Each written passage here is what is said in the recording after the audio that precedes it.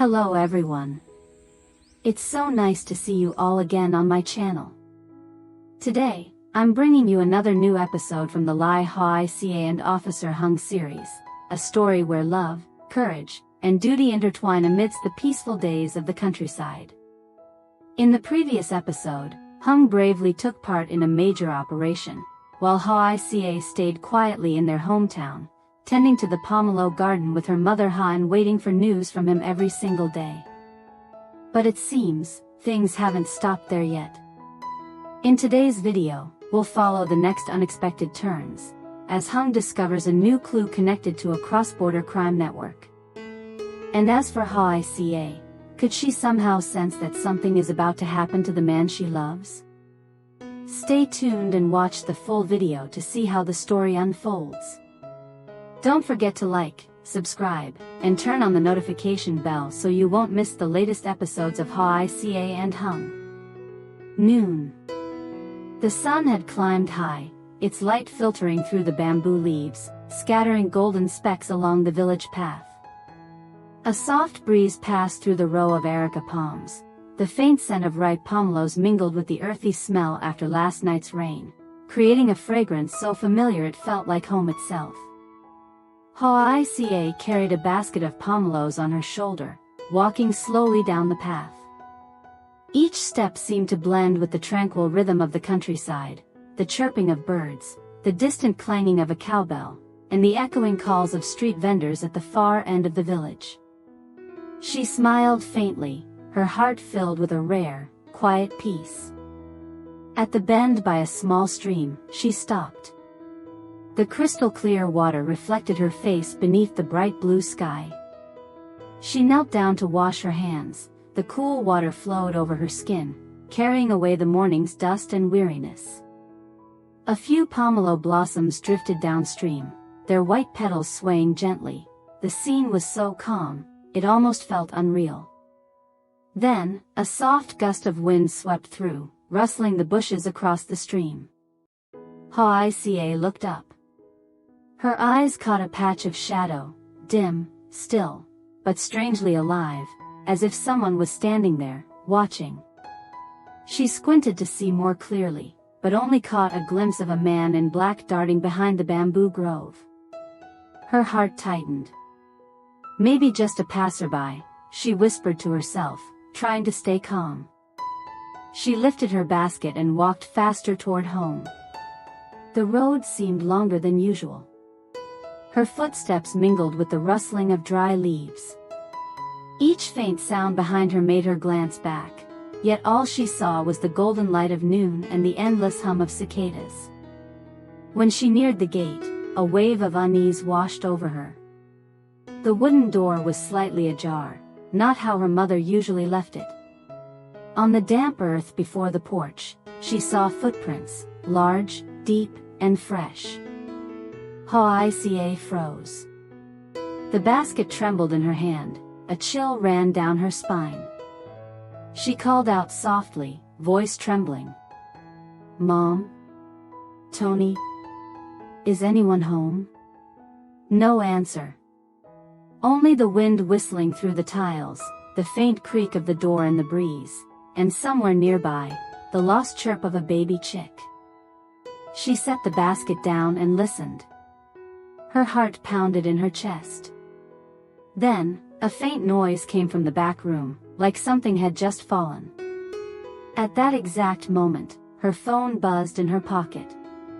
She gasped, her heart leaping. The screen lit up. Hung. On Hung, she answered, voice shaking. On the other end, his tone was urgent, edged with worry. "Ca. Listen to me, stay calm. They might have tracked down the old house. Lock the doors, don't go outside. I'm on my way back, as fast as I can." "What do you mean? Who are they?" she stammered. "I don't have time to explain. Just trust me. Do exactly as I say." The line crackled, then went dead. The house fell silent again. Only the droning of cicadas, the whisper of the wind, and the heavy thud of her heartbeat filled the air. Hoai Ca slid the bolt across the door and peeked through the window slit. The sunlight outside was still golden and warm, yet everything suddenly felt distant, eerily still.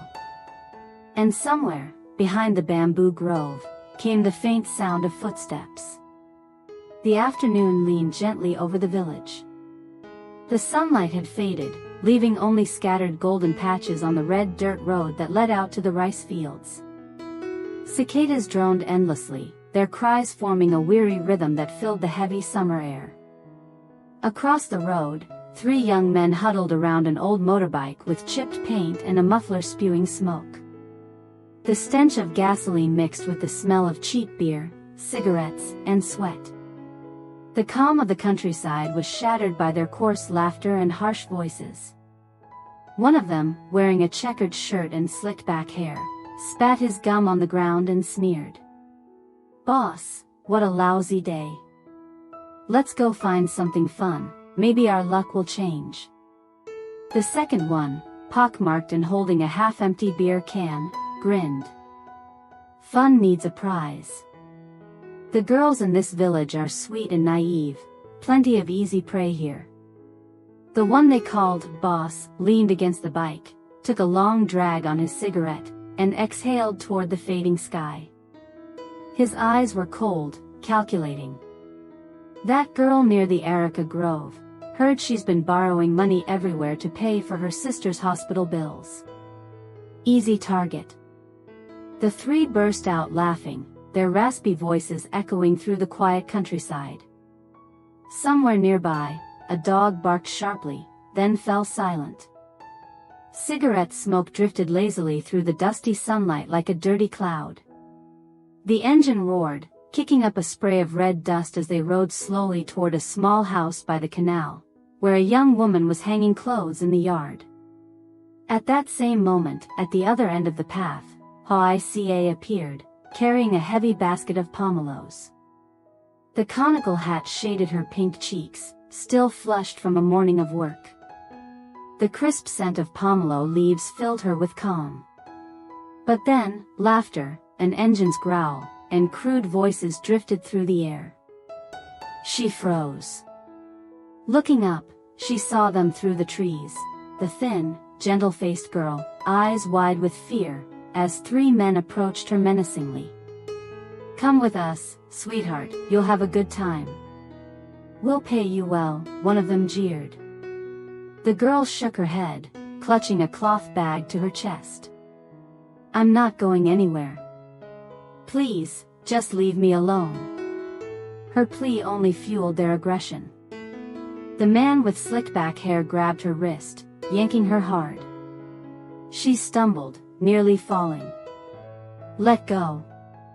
I'll scream," she cried. Her scream tore through the stillness. Sparrows burst from the rooftops. Children playing marbles at the alley's end froze, scooped up their marbles, and ran. Hoai Ca stood stunned. The basket slipped from her hands, pomelos rolling across the dry earth, thudding softly as they rolled to the roadside. A fiery rush rose inside her chest. Without thinking, she ran. Dust swirled around her feet, the wind whipping her sleeves. Her heartbeat thundered in her ears. When she reached the scene, she froze. The 3 men were struggling with the girl. One clamped a hand over her mouth while the others pinned her arms, trying to drag her toward the motorbike. The girl sobbed, eyes wide in terror. "Let her go." Hoai Ca's voice rang out, sharp as a blade. "What do you think you're doing?" The men turned. Twisted grins. Clouded eyes. "Well, look at that, another one. Guess luck's on our side today, boys," the boss sneered, flicking his cigarette to the ground and grinding it under his heel. They started toward her. The stench of beer and smoke closed in, the sunlight thick with dust. Hoai Ca clenched her fists, her breathing steadying. She stepped forward, placing herself between the men and the trembling girl. "Touch her," she said, her voice low but unwavering, "and you'll regret it." One man shrugged, taking another step. "Regret? Who's gonna make us regret it, huh? There's no one here, sweetheart." The others laughed crudely, circling around her like wolves. Even the cicadas went silent, as if holding their breath. Then, from the far end of the road, came the faint hum of another motorbike, small at first, then growing louder, cutting through the afternoon air. The men exchanged glances but didn't back away. Hoai Ca inhaled slowly, her eyes locked on them. The last rays of sunlight lit her face, tracing a golden outline, soft, yet resolute. In this peaceful village, no one could have imagined a storm was about to break. From afar, a desperate scream tore through the quiet air. Hoai Ca froze, her heart seemed to stop. The hand gripping the basket handle trembled, then released. She ran toward the sound. The wind caught her conical hat, tilting it to one side. Her blue blouse fluttered in the fading light. Dust rose around her feet as sunlight splintered through the trees, glinting in her determined eyes. "Let her go right now." Hoai Ca's voice rang out, fierce and unwavering. The three men jerked around in surprise. The leader, a broad-shouldered brute with a crooked smirk, sneered. "And who the hell are you to shout at us, girl?" His eyes slid over Hoai Ca's face, filled with disdain. But she didn't flinch, didn't even blink. For one heartbeat, every trace of fear vanished, leaving only one thought: save that girl. Hoai Ca charged forward and landed a punch square on the leader's shoulder. It wasn't strong, but enough to stagger him. "Run!" she shouted. She grabbed the girl's hand and pulled hard. Both of them bolted, their feet kicking up clouds of red dust. Behind them came furious shouts, pounding footsteps, and the roar of a revving motorbike. "Catch them! Don't let them get away!" The leader's voice bellowed like a wild animal. The peaceful village road had turned into a chase. Bamboo groves swayed violently in the wind, leaves scattering like frightened whispers trying to hide the two fleeing figures. Their pounding hearts matched the rhythm of their footsteps, breath quick and ragged, fear thick in the humid evening air. Hoai Ca pulled the girl down a narrow dirt path along the rice fields, overgrown, half-hidden, just wide enough for one person. She glanced back. The motorbike sounds grew faint, only the rustle of wind through the green fields remained. They stopped beneath an old silk cotton tree, gasping for breath, sweat glistening on their faces. "Are you all right?" Hoai Ca asked, her voice still trembling. The girl clutched her chest, tears streaking down her dusty cheeks. "I'm okay, thanks to you. If you hadn't come, I don't know what would have happened." Hoai Ca placed a reassuring hand on her shoulder. "It's over now. Don't be afraid. In this village, we don't let anyone get away with this." The girl lowered her head, sobbing softly, her shoulders shaking. Amid her fear, Hoai Ca's calm voice felt like an anchor, small but steady in the fading light. Far in the distance, the sun dipped behind the mountains. White storks glided low over the fields, their wings catching the last rays of gold. That same light shimmered in Hoai Ca's eyes, firm, resolute, and burning with quiet strength. But just as the fear began to fade, the sound of an engine roared again from the main road, loud, angry, closing in fast. Hoai Ca turned her head.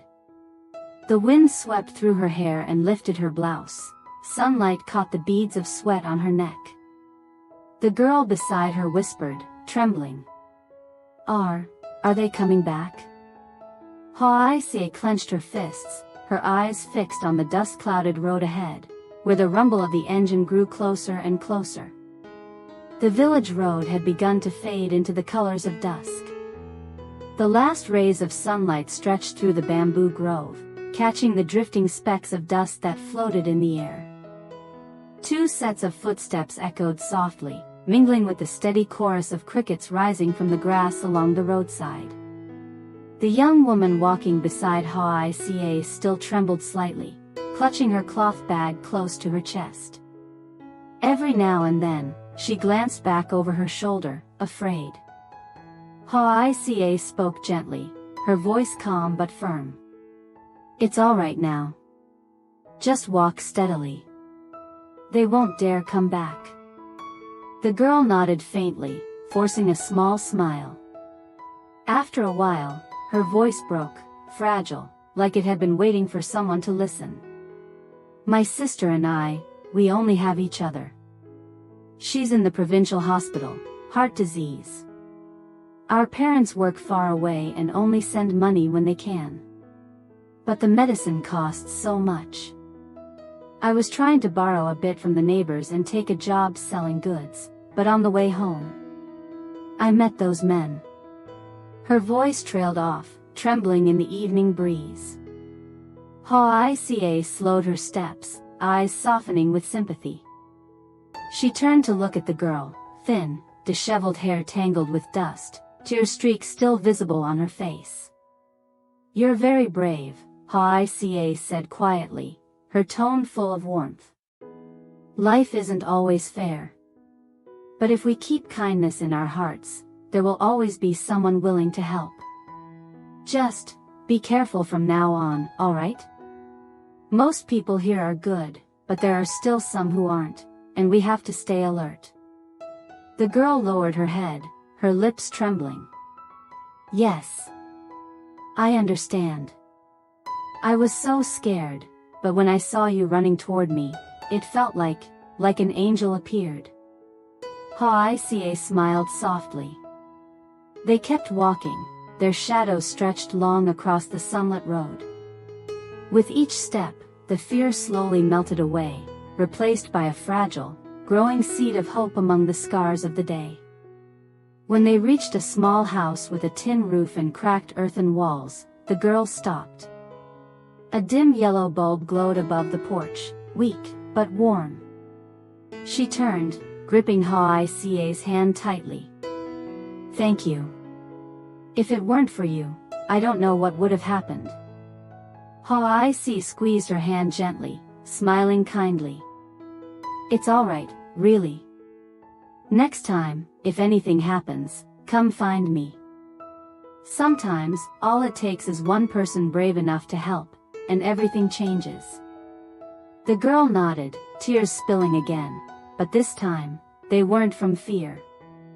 She stood at her doorway, watching as Hoai Ca's figure slowly disappeared into the amber light of dusk. A soft breeze swept across the fields, carrying with it the scent of straw and the distant toll of a temple bell. Hoai Ca walked on, her heart heavy yet warm. She didn't know that at that very moment, a pair of unseen eyes was watching from afar, quietly recording everything that had just happened. Evening had settled over the mountains. The last rays of sunlight lingered on the old tiled roof, bathing it in a warm golden hue. As Hoai Ca stepped through the gate, the scent of fresh grass and damp earth filled the air, soothing her after an afternoon full of turmoil. Behind the garden, Mother Ha was bent over, cutting grass, her small frame moving with practiced ease. Silver strands glimmered in her hair beneath the fading light, and her hands worked swiftly, shaped by years of labor. Hoai Ca called out, her voice still a little hoarse. "Mom, did you get home long ago?" Her mother looked up, smiling gently. "Just a while. The grass was growing too fast. If I wait until tomorrow, the whole yard will be a mess again." Hoai Ca set her basket of pomelos down on the porch and sat beside her. Her hands still trembled slightly, and her eyes carried traces of what she had just lived through. After a moment, she told everything, from the first cry for help to the frantic escape with the frightened girl. Mother Ha froze. The sickle slipped from her hand, striking the ground with a sharp metallic clang. Heavens above, she whispered, her face paling. You actually confronted those rough men? Weren't you scared? Hoai Ca gave a faint but steady smile. I didn't have time to think, Mom. I just saw someone being hurt, and if I'd walked away, I wouldn't have forgiven myself. I thought, if I'm doing the right thing, heaven will help me. For a long moment, her mother said nothing. Her eyes were filled with both worry and pride.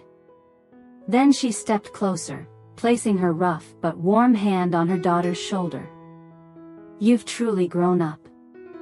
I always knew there was something strong behind that gentle face of yours. But remember, my child, being good isn't enough. You must also be wise. Hoai Ca lowered her head slightly, her tone calm but resolute. I know, Mom. I don't want to be weak anymore. If we keep being afraid, bad people will just keep going further. I believe if we live with kindness, good people, and heaven, will protect us. Mother Ha sighed, but a soft smile bloomed on her lips. That's right. You did the right thing, and I'm proud of you. I only pray that you'll always be safe. I'm old now, but as long as you live with honesty, my heart will rest easy. Hoai Ca leaned her head against her mother's shoulder, listening to the slow, steady beat of her heart, blending with the chorus of crickets outside. Peace settled around them, glowing faintly in the evening light. From afar, the village road began to shimmer with lanterns. A dog barked somewhere, followed by the distant hum of a motorbike engine nearing the gate. Mother Ha looked up. Who could be coming at this hour? Hoai Ca turned, narrowing her eyes toward the entrance, where a pair of headlights slowly drew closer through the dusk. The evening settled softly over the old tiled roof. Kitchen smoke drifted lazily into the golden sky, wrapping the air in a gentle haze. The scent of freshly cooked rice, fried shallots, and burning firewood mingled together, the familiar fragrance of home in the countryside. Inside the small kitchen, Hoai Ca and her mother cooked side by side, their laughter blending with the sizzling sound of oil in the pan. You see, Mother Ha said as she stirred a pot of braised fish, there are many poor and sick people in this village, yet they still work hard every day. Some can't even afford medicine, but they never give up. If we can help, even a little, we should. Hoai Ca nodded, her expression softening. You're right, Mom. When I met that girl today, I just felt so sorry for her. Sometimes, just one helping hand can pull someone back from something terrible. Her mother looked at her with a tender smile. You've changed a lot lately, calmer, more mature. Hoai Ca lowered her eyes, scooping a bowl of soup. A gentle smile curved on her lips. I've started learning again, to teach Tony properly later. He loves studying. Just last night, he asked me to tell him stories about the alphabet. They both laughed, their voices warm and bright within the cozy room. Outside on the porch, the basket of pomelos from the morning still lay beside the steps. The last sunlight touched their golden rinds, turning them into tiny mirrors that shimmered like drops of honey. From afar came the sounds of children calling to one another, dogs barking, birds returning to their nests, all weaving into a soft, familiar melody of a countryside evening. Standing by the window, Hoai Ca gazed out at the sky, now fading into shades of violet. Her heart grew quiet. She thought of the villagers, simple, resilient souls, of the girl she helped that afternoon, and of herself. Kindness, she murmured to herself, isn't just about helping others. It's also the way we make ourselves braver each day. The firelight flickered in her eyes, warm, steady, and full of resolve. Outside, kitchen smoke rose and blended with the twilight sky, heralding the coming night, peaceful, yet full of unseen mysteries. Stay tuned for the next episode to see what awaits Hoai Ca and Hung, as shadows begin to creep into the quiet village once thought to be safe. Xin chào tất cả mọi người đã quay trở lại với kênh của mình. Hôm nay thì mình tiếp tục đưa đến video tiếp theo về nội dung của Lý Hoai Ca và cảnh sát Hùng. Ở trong tập này thì Hoai Ca đã làm một điều khiến chúng ta rất bất ngờ khi cô đã dũng cảm cứu một cô gái đang bị kẻ xấu âm mưu hãm hại và giúp cho cô gái ấy bình an. Vậy thì mọi chuyện tiếp theo liệu sẽ ra sao và chuyện gì sẽ xảy ra?